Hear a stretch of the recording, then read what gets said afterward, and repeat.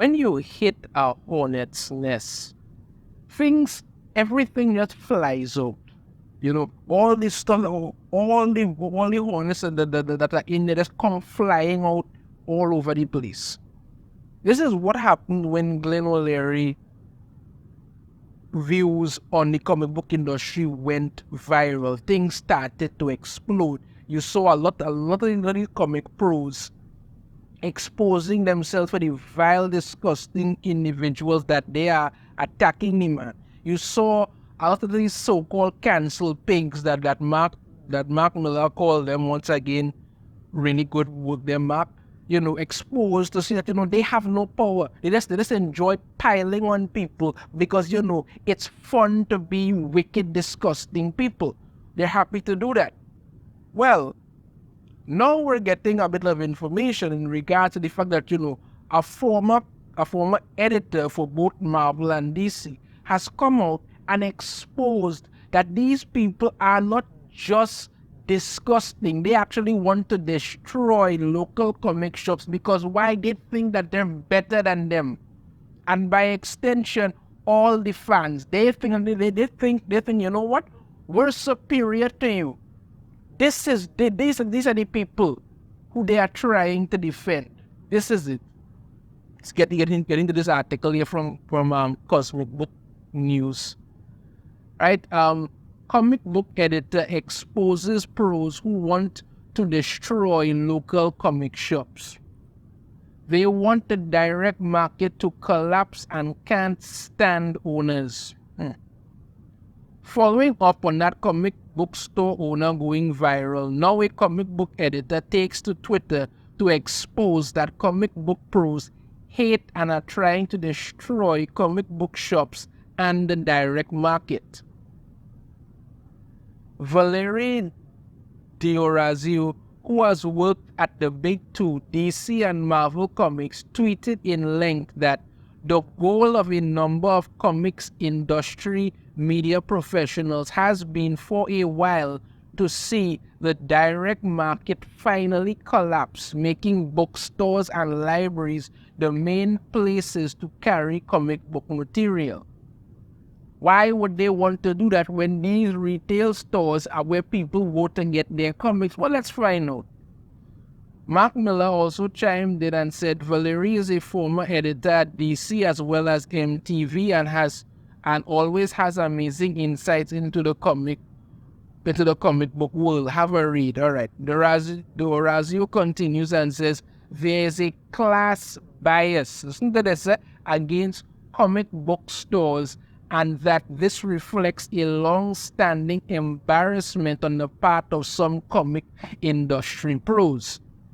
She continues and says they refer to comic book owners as low-class, uncouth, proliferate barbarians and feel these pros are superior to the nerds as they feel they are the cool comic book fans.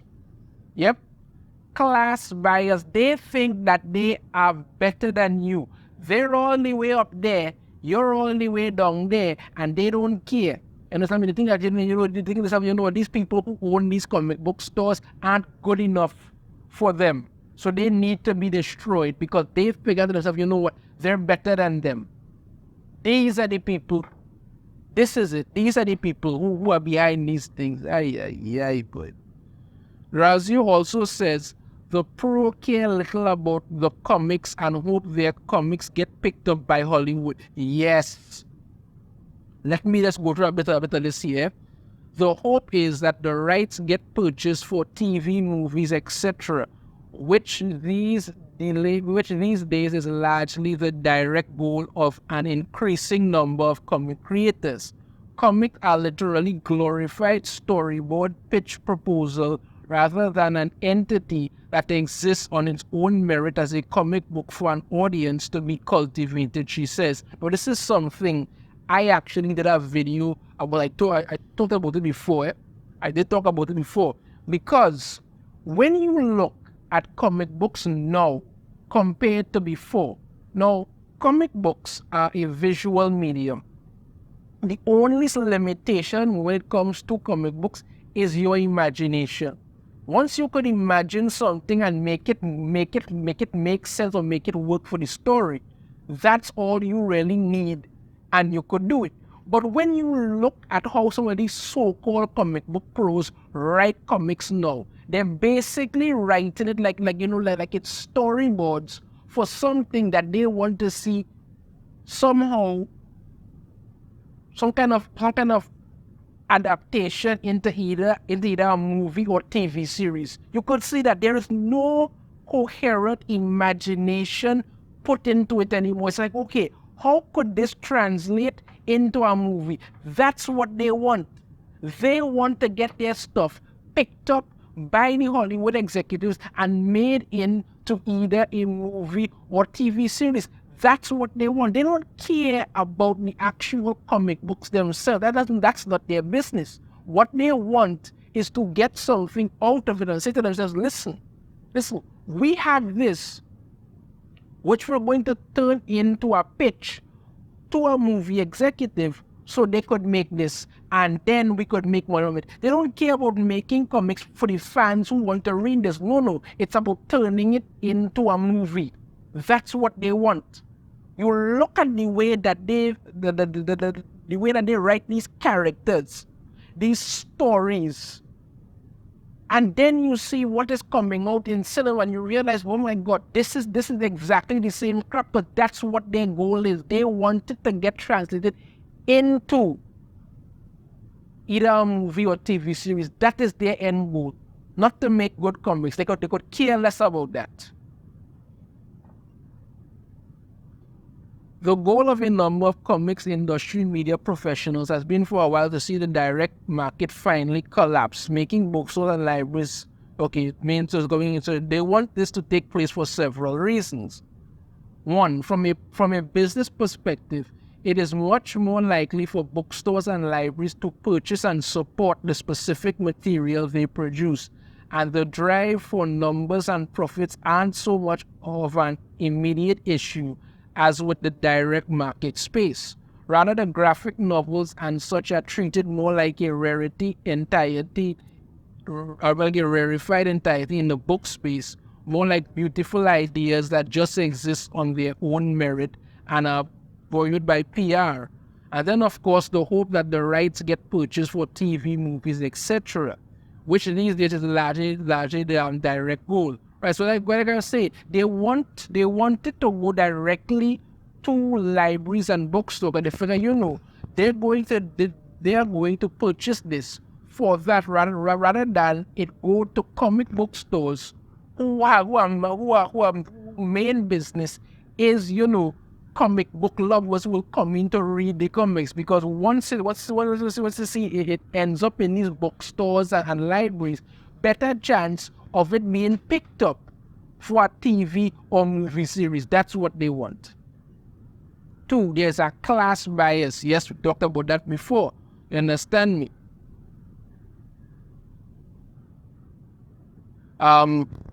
Right.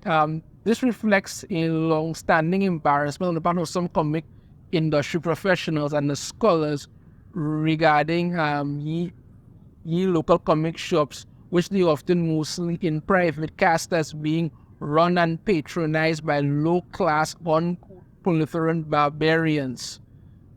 Part of the reason they feel this way is their own insecurities, because of course they are the cool comic fans. They're not gas nerds themselves. And another part of the reason they feel this way is because they are to a degree snobs. Not to a degree, they are snobs. But because, of course, they can't be snobs because they're so egalitarian and enlightened, they will often, especially in public, cast these great unwashed comic reading masses as mostly woman-hating, close-minded Trump supporters.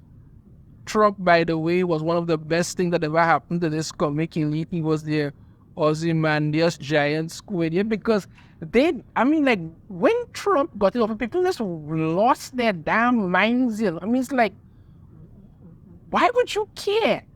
People vote for him. You focus on your job, but only people just went nuts because of Donald Trump. Good Lord. Uh, it goes on about some other stuff here, but I just want to, I'm going to stick to what it is I said before. And I'm talking about how these people actually treat this thing. Like I've said before, it boils down to really two things. The class bias, they think that they're better than you. Like it said here, let me get back to it. It said here, right? They're basically snobs, but because of course they can't be snobs because they're so they're so enlightened and better than you. They will often, especially in public, cast these great unwashed comic reading masses as mostly woman-hating, closed-minded Trump supporters. If I come out and say, listen, shoehorning women into something doesn't make it good. Women cannot play the role of men. That's not how it works. It's not going to be good. No. I must be some kind of woman-hating bastard. That's it. I must hate women because I dare to say that. No, it's not done nothing to do with hating women. It's just the truth. If you don't like it, that's your business. But it's not going to change the fact that it is the truth. That's what it is. They think that they're better than you. And because they don't want to be seen as being snobs, they would rather use all these buzzwords, racist, bigot, incel, all these things. And people jump on board with them because why? They don't want to be labeled the same way. Meanwhile, all these terms are literally lost all meaning now. Most people who use the word racist don't even know what it means anymore. They just jump on board to use it. And then secondly, their whole thing is that they want to turn these comic books that they are writing, if you could even call them comic books anymore, into movies and TV series. That is how they write them. They don't use their imagination to build these giant world-bending and universe-defying stories anymore. No, they put it out there like storyboards so that it could be taken and easily translated into a Hollywood movie.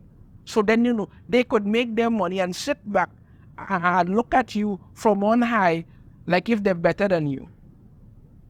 So here, exposing these things. Like I said, when you hit a hornet's nest, everything comes flying out. This is who these people are. This is what they're doing. And they just don't freaking care anymore. But they're just happy to continue to do it. Let me know your thoughts on this in the comments. If you have a different opinion, I'd love to hear it. If you like, if you could hit that thumbs up. Subscribe if you haven't already. Ring the notification bell. You'll find every time I put out a new video. And I shall see you all next time. Take care.